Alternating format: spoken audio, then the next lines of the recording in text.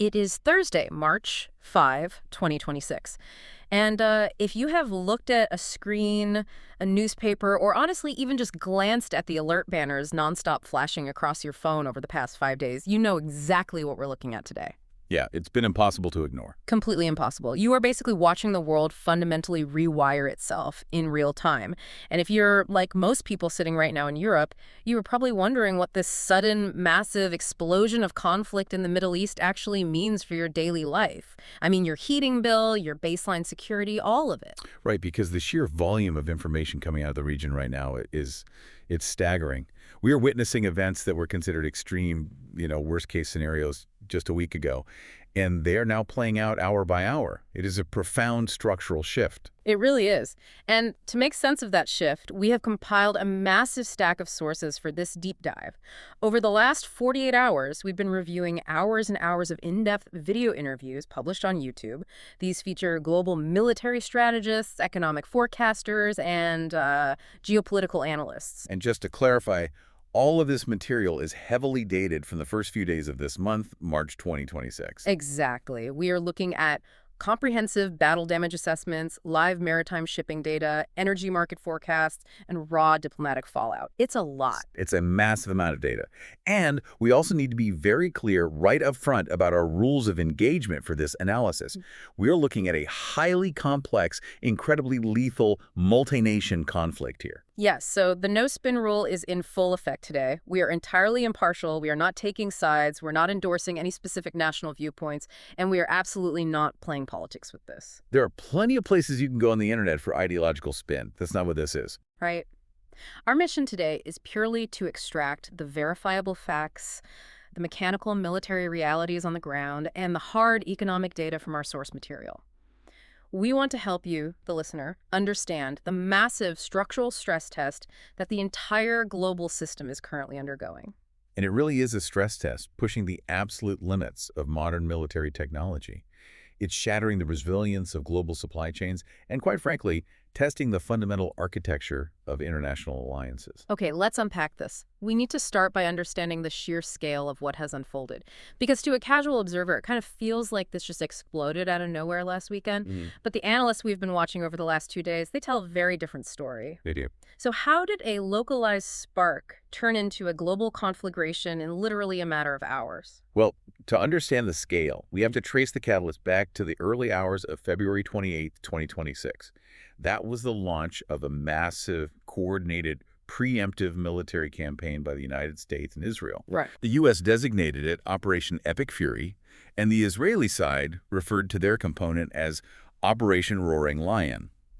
But to really grasp why this massive strike happened on that specific Saturday, we have to rewind slightly to the summer of 2025, to what military historians are already calling the 12-Day War. Wait, let's pause there for a second. The 12-Day War in June 2025, that was the event that really broke the existing regional security architecture, wasn't it? It absolutely was. Break down what actually happened during those 12 days, because I think a lot of people have already memory hold it, given how incredibly fast the news cycle moves now. I think you're right. So in June 2025, following a formal declaration of Iranian non-compliance by the International Atomic Energy Agency, Israel launched a preemptive strike called Operation Midnight Hammer. Okay. They targeted nuclear clusters in Natanz, Fordow, and Isfahan, and in response to that, Iran launched saturating ballistic missile strikes directly against Israeli cities. And that's when the U.S. got involved, right? Yeah. Yes.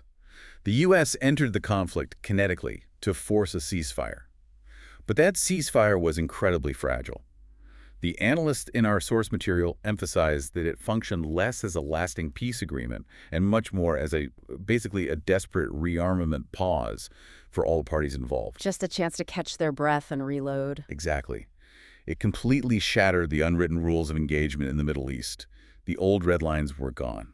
So the old deterrence model was already dead and buried as of last summer. And then fast forward to just days before this current war broke out, there were intense diplomatic talks happening in Oman, right? Yes, highly critical talks. What were the mechanics of those talks, and why did they fail so spectacularly? Because they really fell apart at the 0 hour. The 2025-2026 Iran-United States negotiations in Oman were essentially the last available off-ramp, and they completely collapsed. The reports from geopolitical analysts indicate that Iranian officials were actually prepared to stay at the table for weeks to hammer out a formalized ceasefire, or at least a new framework for regional stability. Okay, so they were dug in for the long haul. But American envoys abruptly walked away from the table. And they didn't just leave. They left the talks specifically to go visit a U.S. aircraft carrier deployed in the region. Wow. I mean, that is a massive diplomatic signal. You don't leave a peace negotiation to go stand on a floating runway full of fighter jets unless you are trying to send a very specific kinetic message. You don't.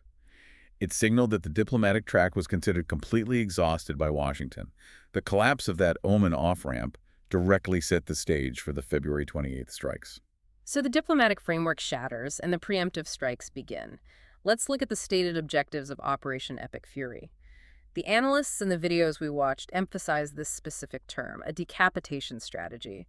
What is the actual theory behind that? A decapitation strategy is a military doctrine that aims to swiftly and permanently remove the central leadership and critical command infrastructure of an adversary state. So cutting off the head of the snake. Exactly. The theory is that if you cut off the head of the government and the military, the body of the state will be paralyzed before it can mount any sort of coordinated response. The planners of these strikes had three primary, highly ambitious goals. Let's go through them. First, the total neutralization of the Iranian integrated air defense system. They needed to secure uncontested control of the skies for subsequent bombing runs. Second, the obliteration of Iran's nuclear facilities, specifically targeting those deeply buried underground complexes at Natanz and Isfahan. And the third goal, which is arguably the most aggressive part of this whole operation, was the literal elimination of Iran's top leadership. Yes, and based on the factual outcomes reported across multiple intelligence sources and actively confirmed by Iranian state media over the weekend, the strikes were highly effective in that specific regard. They actually hit them. They did. Supreme Leader Ali Khamenei was killed in his residential compound. The interim successor, Ayatollah Arafi, was reportedly killed shortly after. Just massive targets. It didn't stop there. Key military figures, including Defense Minister Aziz Nasrallah, IRGC Commander Mohammad Pakpour, and Ali Shankani, the Secretary of the Supreme National Security Council, were all eliminated in these precision strikes. Unbelievable. They also leveled the Assembly of Experts building in Qom, which is a critical foundational center of clerical power in the country. So it sounds like the absolute textbook definition of a successful decapitation strike. If you look at it purely on a spreadsheet, they wiped out the top tier of the government, the top tier of the military, and the central clerical authority in a matter of hours. On paper, yes. But here's where it gets really interesting. Because the state did not collapse. And that reality on the ground exposes the fundamentally flawed premise of the decapitation theory in this specific geopolitical context. How so? Well, the analysis we are seeing points out that Western military planners assumed that eliminating the ideological nexus of the regime, the supreme leader and his immediate inner circle would paralyze the entire state apparatus. They thought the whole thing would just freeze up. They anticipated that a massive power vacuum would lead to immediate internal fracturing within the military, or even trigger a massive pro-Western uprising among the Iranian populace, who, as we know, have historically protested against the regime. But the exact opposite happened. I mean, how did a government that just lost its entire top tier continue to function? How do you even communicate when your defense ministry has just been vaporized? The Iranian command structure demonstrated a staggering level of institutional resilience. They had clearly prepared for this exact worst-case scenario. They saw it coming. They planned for it. The surviving leadership immediately migrated to distributed virtual voting systems to establish a new chain of command. They utilized highly secure, hardened communication lines. Like what, satellite? No, likely deeply buried fiber optics that bypass vulnerable cellular or satellite networks. This allowed them to maintain institutional continuity even under heavy aerial bombardment. They essentially successfully bypassed the massive initial cyber neutralization attempts that accompanied the kinetic missile strikes. Let's talk about the reaction of the Iranian public, too, because this is a crucial point for you, the listener, to understand, as it completely contradicts the narrative that was circulating in Western media before the war actually broke out. The sources describe massive, unprecedented civilian protests filling the streets of Iran.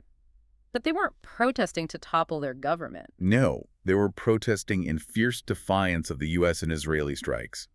Instead of triggering a regime collapse, the decapitation strategy inadvertently galvanized Iranian nationalism. It backfired. It gave the central government a level of unifying, nationalist legitimacy that it hasn't enjoyed in decades. We have to acknowledge the human cost here, too, because that is what drives that nationalism. The imagery described in the reports from this weekend is it's haunting. There was a specific strike on a girls' elementary school in the city of Minab. Yes, the Shajara Tayyebe school. The casualty reports indicate that at least 180 people, mostly young schoolgirls, were killed in that single explosion. Let's just pause on that for a second. 180 children. The aftermath of that specific tragedy, the sources talk about funerals and protests drawing hundreds of thousands, perhaps millions of Iranians into the streets. Massive crowds. And they're doing this in massive, dense crowds under completely open skies, while American and Israeli drones and fighter jets are actively flying overhead. I mean, they know they could be bombed again at any second, and they are out there anyway. It was described by regional analysts as a profound act of national defiance. The psychological reality is that when a foreign power bombs your cities and your schools, the historical precedent is almost always a massive surge in national unity against the external threat. Right. This happens regardless of how the populace feels about their own domestic government's policies. The strategic planners seemingly failed to account for the depth of Iranian nationalism. And because the state infrastructure didn't collapse, Iran was able to respond. And they didn't just lob a few missiles in retaliation, did they? No, they unleashed a highly calculated asymmetric regional war. Which brings us to the Iranian retaliation strategy. The analysts and our sources are referring to it as the account. Iran didn't just fire back at Israel or isolated U.S. bases in Iraq. Within 72 hours, they massively expanded the geographic footprint of this conflict. They targeted the primary economic and military proxies of Western power across the entire Middle East. The strategic logic of the account is brutal, but it's highly rational from Tehran's perspective. Break that down. Iran's military leadership understands perfectly well that it cannot win a conventional symmetrical war against the combined, technologically superior air power of the United States and Israel. Therefore, they are utilizing asymmetric warfare. They're changing the rules of the game. Exactly. They want to make the broader economic and political cost of American intervention entirely unsustainable. They're sending a clear, violent message. If the Iranian state is going to suffer and burn, the entire global energy and financial market is going to suffer and burn with it. So mechanically, it's like knowing you can't beat a heavyweight champion in a boxing ring, right? So instead of putting on gloves, you sneak out to the parking lot and set his car on fire. And then you set the arena on fire, so the fight just has to be called off. That's a very accurate analogy. Let's run down the list of targets they hit, because it reads like a map of the global economy's most sensitive pressure points. We're looking at Iranian drone and ballistic missile strikes, shutting down both Dubai and Abu Dhabi international airports in the United Arab Emirates, Which instantly paralyzed one of the most vital transit, logistics, and financial hubs on the planet. They hit the massive Saudi Aramco refinery in Ras Tanura. The footage shows enormous fires forcing the entire facility to shut down. They struck the U.S. Fifth Fleet headquarters in Bahrain. They launched ballistic missiles at the Al Udeid Air Base in Qatar. And for context, Al Udeid is the largest American military installation in the Middle East and the forward headquarters for CNTCOM. This multi-vector retaliation has triggered what geopolitical analysts are calling the abandonment narrative among the Gulf monarchies. Yes, this is a massive shift. For decades, countries like Saudi Arabia, the UAE, and Bahrain have relied on the United States as their ultimate security guarantor. They bought into the protection plan. They did. They hosted massive American military bases under the implicit assumption that those bases provided an impenetrable protective umbrella over their own nations. But when the missiles actually started flying this week, that umbrella just seemed to vanish. How exactly did the defense networks fail the Gulf states? The sources detail how the U.S. and Israel rapidly prioritized their most advanced limited air defense assets. We are talking specifically about the Patriot missile batteries and the Tayyid interceptor systems. They shifted these to protect the Israeli heartland and the core U.S. military assets. Leaving everyone else exposed. Exactly. The Gulf nations suddenly realized they were structurally vulnerable. They were hosting primary strike assets for a combatant in a major war, actively drawing Iranian fire, but they were not being treated as protected, equal partners in the defense network. They realized they were viewed merely as a buffer zone. A speed bump. I really want you, the listener, to imagine the sheer terror of the situation if you are living in one of these highly developed, wealthy Gulf cities right now. Think about Dubai. The UAE has spent decades and literally trillions of dollars, trying to position itself as the Switzerland of the Middle East. A neutral, ultra-modern, safe hub for global finance, tourism, and international logistics. It is an impossible contradiction to maintain. You simply cannot be a neutral financial haven while simultaneously hosting the air bases that are launching decapitation strikes against your massive, heavily armed neighbor. It doesn't work. The UAE suddenly found its sovereign airspace turned into a lethal combat zone.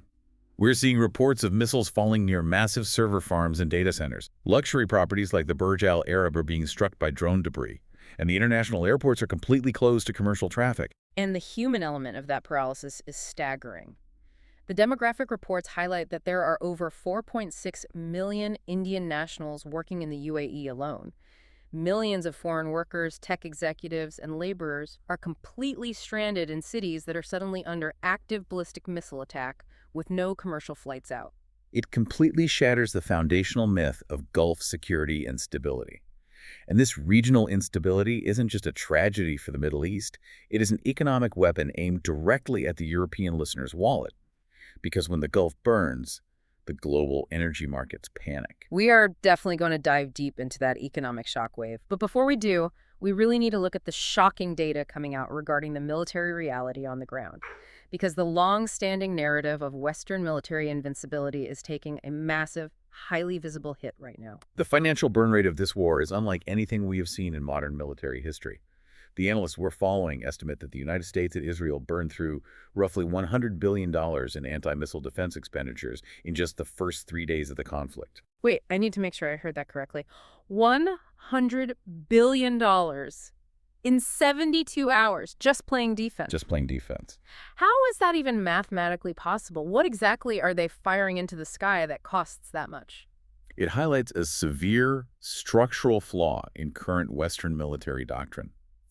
The U.S. and Israel are using multi-million-dollar, highly sophisticated interceptor missiles, like the SM-3s fired from naval destroyers, or the Patriot Pas-3 missiles, to shoot down low-cost Iranian Shahed drones. Okay, what's the price difference there? A single Shahed drone might cost perhaps $20,000 or $30,000 to manufacture. A single interceptor missile can cost upwards of $4 million. Wow. When you are facing swarm tactics with hundreds of drones, it is an entirely unsustainable economic equation. So mathematically, it's like trying to defend your house from a swarm of thousands of hornets by shooting them down one by one with incredibly expensive, custom-made sniper rifle bullets. You'll run out of bullets long before they run out of hornets. That is exactly the dynamic. And it's not just the financial cost, it's the physical inventory. The Pentagon data we're looking at shows an ammunition depletion crisis that analysts are calling genuinely terrifying. In those same 72 hours, the U.S. expended roughly 60% of its total global inventory of Tomahawk cruise missiles. Let the gravity of that statistic sink in. Decades of specialized procurement, representing over half of the primary long-range strike capability of the entire U.S. Navy, expended in 3 days of combat. Gone. And replacing those specific munitions is not a simple matter of increasing factory shifts in Ohio. These are highly complex precision weapons that take years to build. And don't they need specific materials? Yes. Building them requires specialized rare earth minerals and chemical components, like antimony, which are largely controlled by global competitors, specifically China. So to restock the weapons they are burning at this massive rate in the Middle East, the U.S. essentially has to go hat in hand to Beijing and ask to buy the raw materials. It represents a profound strategic vulnerability. And because the military is burning through inventory and defensive assets so rapidly, they're being forced into a massive logistical shell game, shifting assets from other critical global theaters. Where are they pulling them from? The reports indicate the U.S. military is actively pulling THAAD terminal high-altitude area defense systems out of South Korea and Patriot batteries out of Saudi Arabia to urgently redeploy them to the Middle East to protect Israel and their own remaining bases. But if you pull missile defense out of South Korea, you are leaving the Indo-Pacific exposed. They're basically telling China and North Korea, look, we're distracted, our resources are tied up, and our shields are down. It is a massive, high-stakes geopolitical gamble. And the alarming part is that even with those shifted assets, the defense network is failing to maintain absolute control. Analysts are actively discussing a concept called the credibility kill. What's fascinating here is how the sources detail this specific event to illustrate the credibility kill the downing of 3 U.S. F-15 Strike Eagle fighter jets over Kuwait. Right. The official line coming from CENTCOM is that this was a tragic, friendly fire incident, that the Kuwaiti air defense systems mistakenly targeted and shot down the American jets while trying to intercept incoming Iranian drones. Even if we accept that narrative as entirely true and assume the pilot safely ejected, the optics of that event are absolutely devastating. They are. It projects an image of utter operational chaos. It shows that the regional coordination between allies has collapsed into a lethal, confused free-for-all. And it completely shatters the aura of Western technological invincibility. If you are a military observer in the global south or sitting in Beijing or Moscow, you are watching the most advanced military on Earth lose 3 top-tier multi-million-dollar fighter jets to a supposed ally's mistake, all while simultaneously failing to protect its own headquarters from cheap drone swarms. The drone swarms are simply overwhelming the tracking systems, aren't they? They are. The Pentagon actually had to issue a briefing this week, essentially admitting that they cannot fully defend against the sheer volume of the Iranian Shahed drones. They are formally, publicly prepping the American and global public for more successful hits on Western targets. They're managing expectations. Because the multi-layered defense shields the Aegis combat systems on the destroyers, the land-based Patriot batteries, they are struggling with the saturation tactics employed by Iran. The radar systems get cluttered with dozens of small targets, which completely exhaust the interceptors. There are also unconfirmed but widely circulated reports among the military analysts we watched of an Iranian anti-ship cruise missile striking a U.S. Arleigh Burke-class destroyer in the Indian Ocean, and counterclaims that the U.S. sank the Iranian frigate Dina and their drone carrier ship, the Shahed Bagheri. It's a full-scale naval and air war. So if both sides are taking these heavy hits, how long does this actually go on? That is the most dangerous unknown in this entire crisis. U.S. President Trump has been quoted throwing out timelines of 4 to 8 weeks, suggesting a rapid, decisive conclusion. But the analysts don't buy that. Not at all. Virtually every independent military and geopolitical analyst in our source stack warns that this timeline is a complete fantasy. They say this is an open-ended, multi-year war of attrition. Why can't it be solved quickly? Because neither side can achieve their maximalist goals. The U.S. cannot permanently occupy a nation as vast and mountainous as Iran to enforce regime change from the ground, and Iran certainly cannot militarily defeat the United States Navy and Air Force in a head-to-head conventional battle. It's a stalemate. Therefore, it degrades into a grinding, brutal war of exhaustion, where the goal is simply to outlast the opponent's economic and political will to fight. And while the military exhaustion is profound and terrifying, the true immediate devastation for you, the listener sitting in Europe, isn't happening on the battlefield. It is happening right now in the global markets. Let's look at the economic shockwave, because this is where the conflict kicks in your front door. The economic data we are reviewing from the first week of March is, without exaggeration, catastrophic, and it all centers geographically around the Strait of Hormuz. Right, the ultimate global choke point. For anyone who hasn't looked at a map recently, it's a waterway between the Persian Gulf and the Gulf of Oman. It separates Iran from the Arabian Peninsula. At its narrowest point, the actual deepwater shipping lanes are only about 2 miles wide in either direction. And through that incredibly tiny, vulnerable passage flows roughly 20% of the world's daily global petroleum consumption, and a staggering 22% of the world's liquefied natural gas, or LNG, exports. It is the jugular vein of the global energy economy. And virtually overnight, the Iranian Revolutionary Guard Corps effectively declared that passage was not allowed. The strait is completely frozen. The analysts paint a picture of an absolute logistical nightmare playing out on the water right now. They report that there are approximately 170 massive container ships trapped. That represents over 1.4% of the entire global shipping fleet just sitting idle. Half are stuck inside the Persian Gulf, unable to leave, and half are stacked up outside in the Arabian Sea, terrified to enter.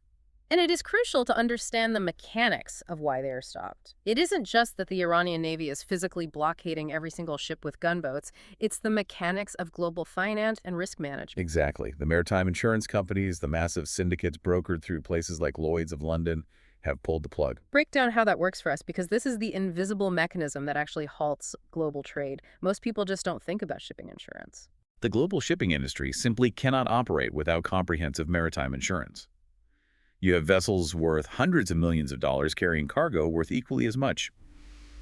When the Strait of Hormuz becomes an active war zone, with ballistic missiles flying overhead and naval assets being sunk, the insurers immediately reassess the risk of a ship being destroyed. So what happens to the premiums? War risk premiums, which normally might be a tiny fraction of a percent of a vessel's value, suddenly spike to 5% or even 10%. So let's do the math on that. If you have a massive container ship worth $100 million, carrying another $200 million in electronics or car parts, the insurance company suddenly demands a $10 million or $30 million premium just to sail through that 2-mile stretch of water. Exactly. The premium alone makes the voyage economically ruinous.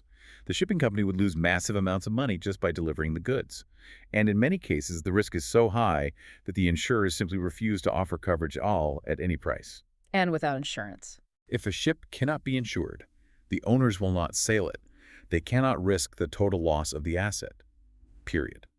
It results in an instant, total paralysis of maritime trade in the region. Which is why the major global carriers companies like Maersk, Hapag-Lloyd, MSC, CMA, CGM, they immediately ordered all their ships to seek safe shelter.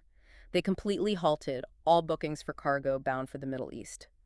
And they aren't just avoiding Hormuz. The fear has completely scrambled global logistics. They're rerouting away from the Suez Canal and the Red Sea entirely. Right, opting for the massive detour around the Cape of Good Hope at the southern tip of Africa. And the cascading effects of that rerouting are immense. Sending a ship around Africa adds weeks to the transit time. It burns thousands of tons of extra marine fuel, which is now vastly more expensive. It requires more ships just to maintain a basic delivery schedule, which artificially tightens global shipping capacity. It completely destroys the just-in-time manufacturing model that the global economy has relied on for the past 30 years. You can't run a car factory in Germany if the steering wheels are stuck on a ship that is taking a 3-week detour around South Africa. You really can't. So what does this all mean for the hard numbers? Because the data from the commodities markets this week is brutal. Brent crude oil, the global benchmark, spiked instantly from roughly $70 a barrel to well over $80 a barrel in a matter of hours. And energy forecasters project that with 20 to 21 million barrels a day removed from the market by the Hormuz closure, oil will inevitably hit $120 to $135 a barrel and stay there for the duration of the conflict. But oil isn't even the scariest metric for Europe right now. The natural gas numbers are apocalyptic. European wholesale natural gas prices skyrocketed by an unbelievable 131% in a matter of days. And that isn't just market speculation or panic buying. It is driven by physical destruction on the ground. The sources detail strikes on the massive Saudi Aramco facilities. Furthermore, Qatar, which supplies a massive portion of the LNG that Europe relies on to replace Russian gas, had to totally halt its LNG production due to the conflict and airspace closures. Because you cannot safely load explosive gas onto tankers when missiles are raining down on the region. Precisely. And the mechanical reports note that once a Qatari LNG facility goes completely offline, you can't just flip a switch to turn it back on. The cryogenic cooling systems take a minimum of 4 weeks to restart and get back to baseline production levels. So even if peace magically broke out tomorrow, that gas is gone from the European market for a month. Europe has strategic reserves, of course. But financial analysts estimate Europe can only ride out a complete gas cutoff for about 25 days before severe industrial damage occurs. Energy rationing would have to begin. And that's just the energy side. What about the shipping costs? On the shipping side, every single 40-foot shipping container now carries an immediate, non-negotiable $3,000 to $4,000 emergency conflict surcharge applied by the shipping companies just to cover the chaos. So what does this all mean? If you spike the freight rates by $3,000 a box and you spike the energy costs by 131% simultaneously, what is the macroeconomic result? You inject a massive, uncontrolled dose of inflation directly into the European economy. High energy prices drive up the cost of literally everything: agricultural transport, food production, manufacturing, logistics. When inflation spikes like this, central banks like the European Central Bank are forced to keep interest rates extremely high to avoid hyperinflation. This is the war tax. I want to address you, the listener, directly. This is why this deep dive matters to your daily life. This war tax is exactly why your heating bill is going to surge this month. It is why groceries are going to cost noticeably more next week as those $3,000 freight surcharges hit the supermarket supply chain. It's unavoidable. It is why your mortgage rates are going to stay high, making housing more unaffordable. And it is why factory closures in industrial hubs like Germany or Italy are a very real possibility due to energy starvation. The automotive sector, paint shops, heavy machining, smelting, they simply cannot operate profitably with a 131% spike in gas prices. It creates an impossible bind for European leaders. And this vulnerability is being actively, aggressively exploited by adversaries. With U.S. LNG exports potentially restricted as America secures its own energy needs during wartime and Qatari gas halted, Vladimir Putin has openly offered to resume Russian natural gas supplies to Europe. Which is an incredible geopolitical troll move, but also a terrifying reality for European policymakers.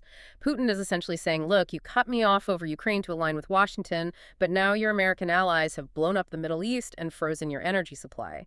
If you want to keep your citizens from freezing and your factories running, you have to buy from Moscow again. It puts EU leaders in an agonizing position, forcing them to choose between domestic economic survival and their entire geopolitical stance against Russia. And as this profound economic pain hits the continent, the political alliances that have held the West together are beginning to violently fracture. Which leads us perfectly into the diplomatic fallout and the geopolitical chessboard, because Europe is deeply, fundamentally divided on how to respond to this crisis. The sheer speed of the U.S. operation left Europe completely sidelined. European leaders were not consulted before the strikes, yet they are bearing the brunt of the economic blowback. As a result, the unified Western Front has collapsed in a matter of days. Let's look at the specific European responses because they are all over the map. You have Spain, led by Prime Minister Pedro Sanchez, outright refusing to allow the United States access to its military bases to support the war effort. Right. Spain sent a frigate, the Cristobal Colon, to join a European task force in the Mediterranean, but they are drawing a hard line against allowing their territory to be used for offensive strikes. Why is Spain taking such a hard stance? Domestic political pressure in Spain is immense, and they are highly sensitive to being dragged into a Middle Eastern conflict. But the U.S. response to Spain's refusal was incredibly aggressive.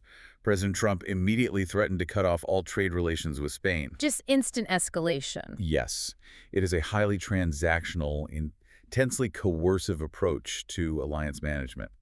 The message from Washington is unambiguous. You are either completely subservient to our military objectives, or we will crush you economically. Then you have the UK, which is trying to walk an impossible tightrope.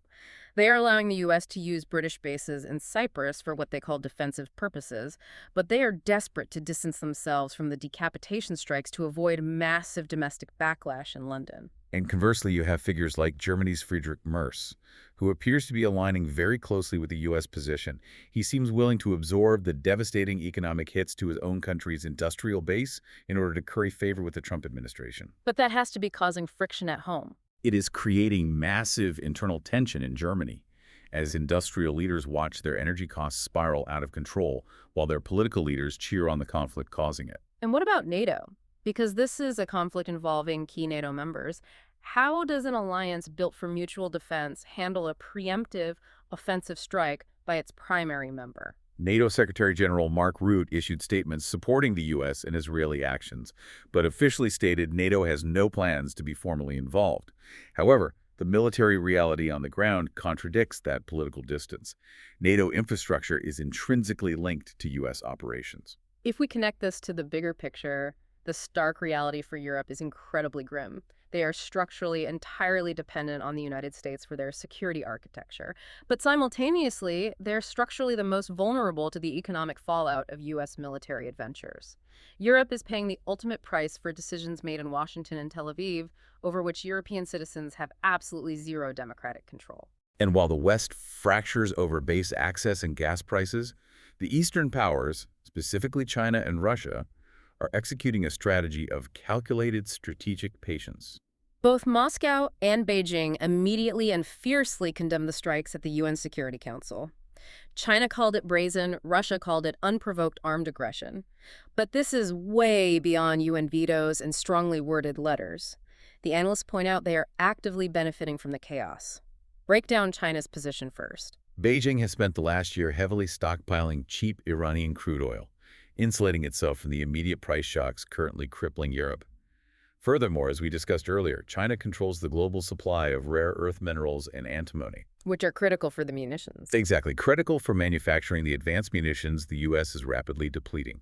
China is now perfectly positioned to demand massive resource for compliance trade-offs. How does that play out?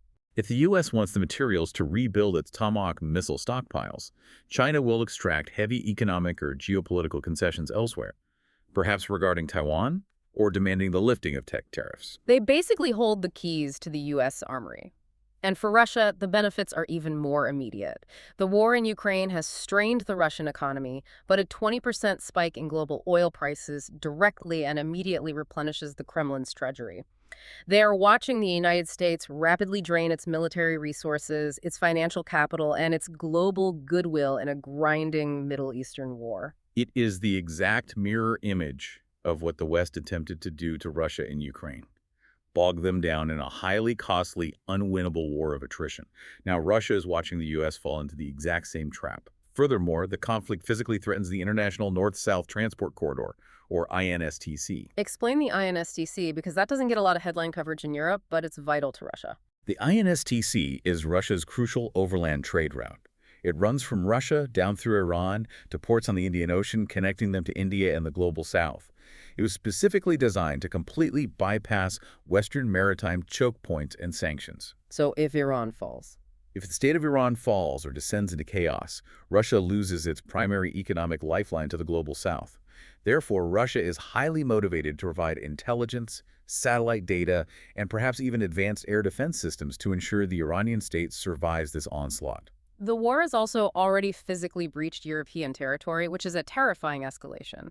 The sources detail specific drone strikes on the British RAF Akrotiri base in Cyprus. Cyprus is an EU member state. The US and UK have been using those specific sovereign bases on the island to launch fighter sorties and intercept missiles. The IRGC has explicitly stated that any nation hosting assets used against Iran is considered a legitimate target. So hitting Cyprus brings the kinetic war directly into the European Union. Yes, forcing nations like France and Greece to hastily deploy frigates and Rafale fighter jets to the eastern Mediterranean just to protect the island. It raises terrifying questions about Article 5 and whether NATO will be formally, unavoidably dragged into a war they claim they want to avoid.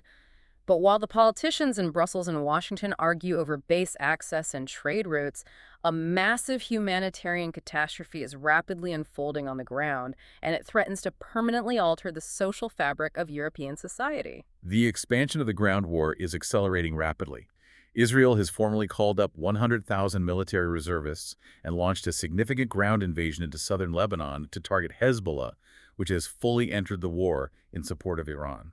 The displacement from that is immediate. Over 30,000 civilians in Lebanon fled their homes in just the first few days, and the aerial strikes on Beirut and across Lebanon are intensifying.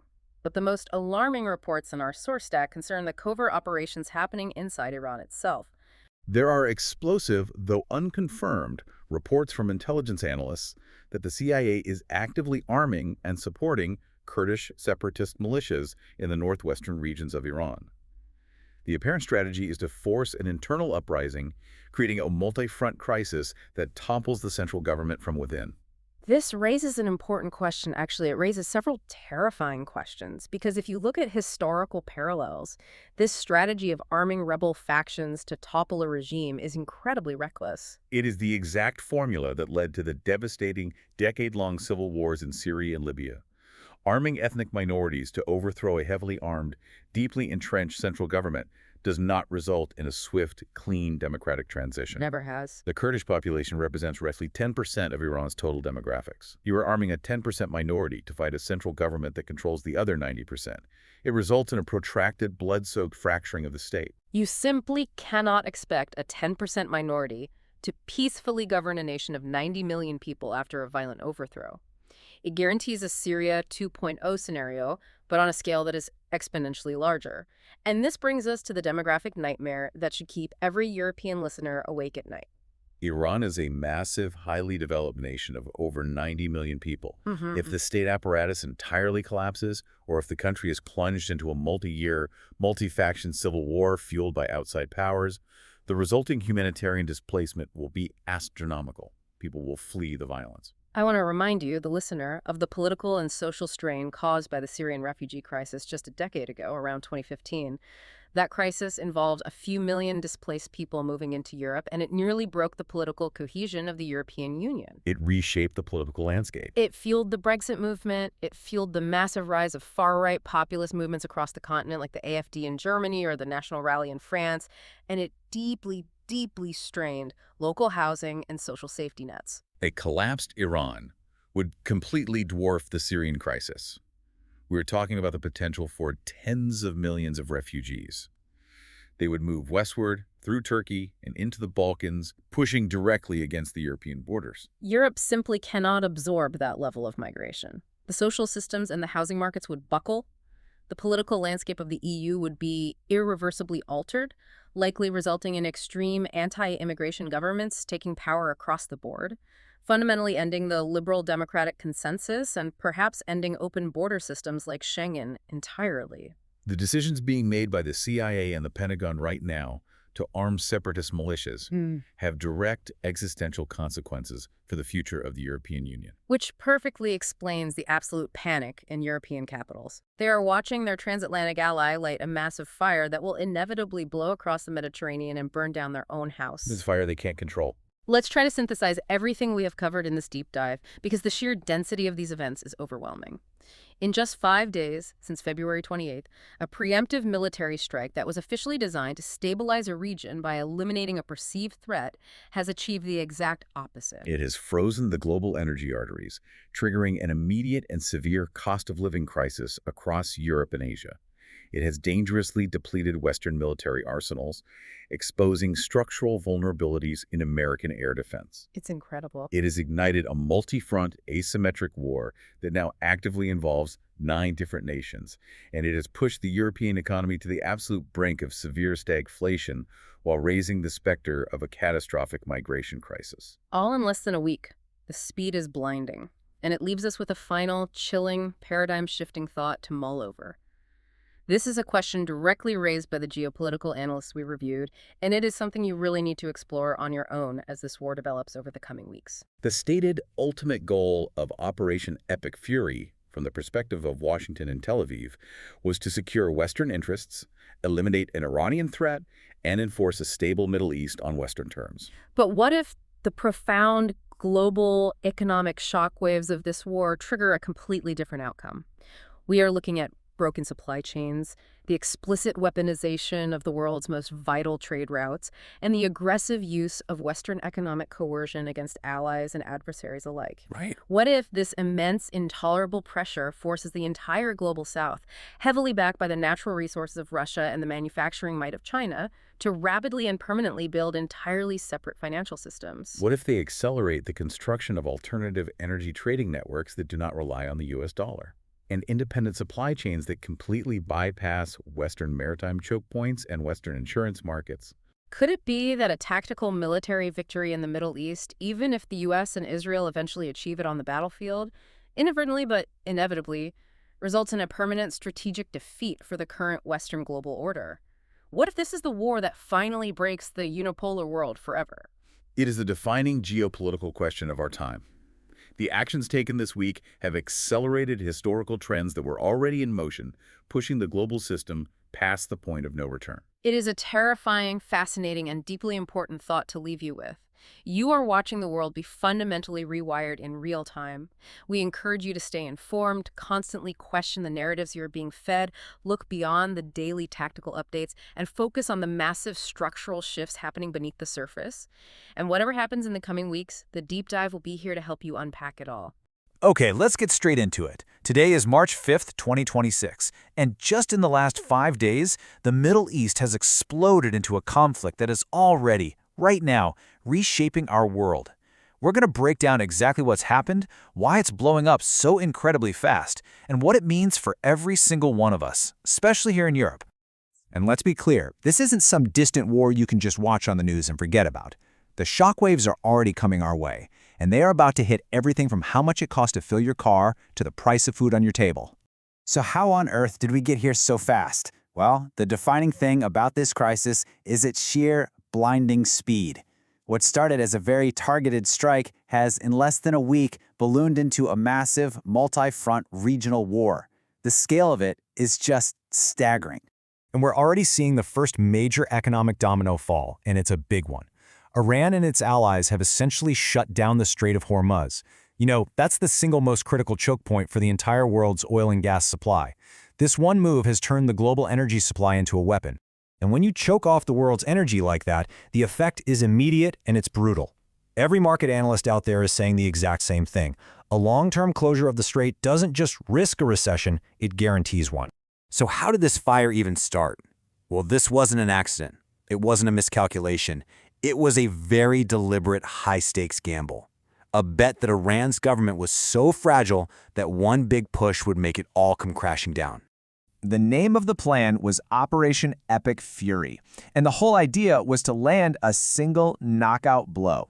The thinking behind it was kind of simple. You surgically remove the head of the regime, and the whole body will just collapse. It was a massive roll of the dice. But that gamble, it failed, catastrophically. Instead of causing the regime to collapse, the attack basically turned the leadership into martyrs. The streets of Iran didn't fill with anti-government protesters. They filled with enormous crowds rallying for the government. And instead of being paralyzed, Iran unleashed a furious and coordinated retaliation. And that retaliation was immediate. The response didn't just stay within Iran's borders. No, it activated a whole network of proxy forces and allies across the entire Middle East. It turned a two-sided conflict into a regional inferno in just 72 hours. I mean, just look at how fast this all happened. On Friday, the first strike hits. By Sunday, Iran's retaliation begins. By Monday, the Strait of Hormuz is slammed shut and a second front opens in Lebanon. By Tuesday, there's a new ground war. Every single day has brought a bigger, more dangerous turn in this conflict. And the sheer scope of Iran's response, which they're calling the account, is just breathtaking. They haven't just targeted the U.S. and Israel. Oh no. They've launched strikes against every single Gulf Arab state that hosts a Western military base. And they've even expanded the battlefield to hit British bases in Cyprus. The message is crystal clear. If we burn, you all burn with us. So this regional war is now sparking a truly global crisis. We're not just looking at a military problem anymore. We're looking at an economic, a political, and a humanitarian catastrophe all unfolding at the exact same time, starting with that immediate economic shock. The numbers here are just mind-boggling. By shutting that strait, about 21 million barrels of oil per day have been yanked off the market. Just like that. That's nearly a third of all the oil that moves by sea every day. You simply cannot take that much energy out of the system without breaking something. Badly. And the markets reacted instantly. Crude oil prices shot up over 10% in just a few hours. But look at natural gas, a staggering 50% spike. That was triggered because Qatar, which is a huge gas supplier for Europe, was forced to halt all its exports. And here's how that hits everyone everywhere. Higher energy makes everything more expensive. Making things, shipping things, you name it. To fight that inflation, central banks have to keep interest rates high. That makes debt crushingly expensive for developing nations, pushing them toward collapse. It's a really vicious cycle. So, why should we be paying such close attention? Because while the fighting is in the Middle East, we here in Europe are right on the economic and humanitarian front line. We are uniquely and dangerously exposed to the fallout from all of this. Just take the UK, for instance. A full 40% of their natural gas comes from Qatar. With those shipments now stopped, a country like the UK is staring down the barrel of a catastrophic energy shortage, right as the weather is getting colder. You'd think a crisis like this would unite Europe, right? Well, it's doing the exact opposite. It's exposing these huge cracks. You've got Spain basically being threatened by the U.S. for refusing access to its bases.